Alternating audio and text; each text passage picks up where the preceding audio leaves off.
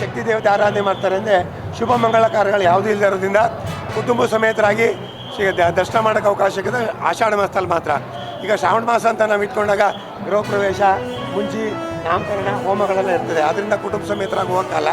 ಆಷಾಢ ಮಾಸದಲ್ಲಿ ಕುಟುಂಬ ಸಮೇತರಾಗಿ ದರ್ಶನ ಮಾಡ್ತಕ್ಕಂಥ ಪದ್ಧತಿ ಇರ್ತಕ್ಕಂಥದ್ದು.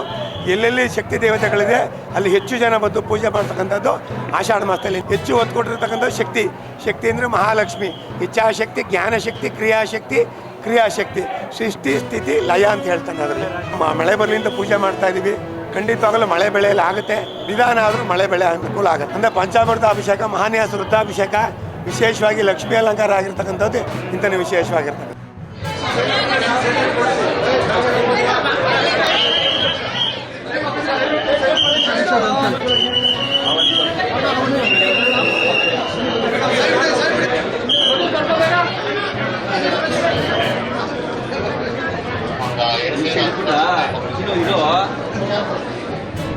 ಡೈರೆಕ್ಟ್ ರಿಕ್ರೂಟ್ಮೆಂಟ್ ಎಕ್ಸೈಸ್ ಸೂಪರಿಂಟೆಂಡೆಂಟ್ವರೆಗೆ ಅಂದರೆ ಕ್ಲಾಸ್ ಎ ಪೋಸ್ಟನ್ನು ಕೂಡ ಡೈರೆಕ್ಟ್ ರಿಕ್ರೂಟ್ಮೆಂಟು ಈ ಸ್ಪೋರ್ಟ್ಸಿಗಾಗಿ ಪದಕ ಗಳಿಸಿರೋರಿಗೆ ಸಿಕ್ಕಿದೆ.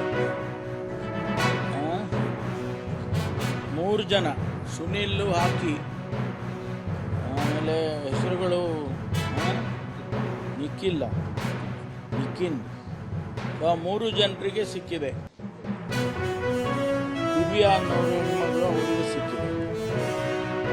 ಆಮೇಲೆ ಹೊಸದಾಗಿ ರಾಜ್ಯದಲ್ಲಿ ಮತ್ತೊಂದು ಸ್ಕೀಮನ್ನು ತರ್ತಾ ಇದ್ದಾರೆ.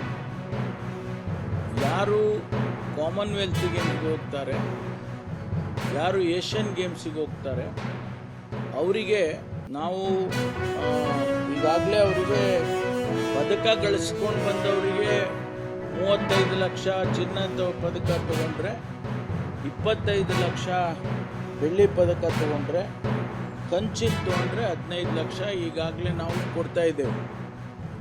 ಅದರ ಜೊತೆಗೆ ಪ್ರೋತ್ಸಾಹ ಧನ ಅಂತ ಹೇಳಿ ಯಾರ್ಯಾರು ರೆಪ್ರೆಸೆಂಟ್ ಮಾಡ್ತಾರೆ, medal ತೊಗೊಂಡವರಲ್ಲ, whoever represents the state in these games, Asian Games and Commonwealth Games, ಅದರಲ್ಲಿ ಅವರಿಗೆ 5 ಲಕ್ಷ ರೂಪಾಯಿಯನ್ನು ಪ್ರೋತ್ಸಾಹ ಧನವಾಗಿ ಕೊಡ್ತೇವೆ. Anybody and everybody. ಭಾಳ ಮುಖ್ಯವಾದಂಥ ಒಂದು ಕಾರ್ಯಕ್ರಮವನ್ನು ಆಯೋಜನೆ ಮಾಡೋದಕ್ಕೆ ಇಲಾಖೆ ವತಿಯಿಂದ ನಾವು ಚಿಂತನೆ ನಡೆಸಿದ್ದೇವೆ. ಬಹುಶಃ ಡಿಸೆಂಬರ್, ಜಾನ್ವರಿ, ಫೆಬ್ರವರಿ ಈ 3 ತಿಂಗಳಲ್ಲಿ ಪ್ರಥಮ ಬಾರಿಗೆ ಇಟ್ಸ್ ದಿ ಫಸ್ಟ್ ಟೈಮ್ ಅಂತಾರಾಷ್ಟ್ರೀಯ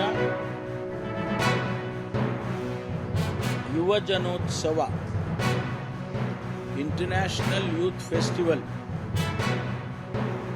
ಇದನ್ನು ಆಯೋಜನೆ ಮಾಡೋದಕ್ಕೆ ತೀರ್ಮಾನ ಮಾಡಿದ್ದೀವಿ. ಮಾನ್ಯ ಮುಖ್ಯಮಂತ್ರಿಗಳು ಕೂಡ ಒಪ್ಪಿದ್ದಾರೆ.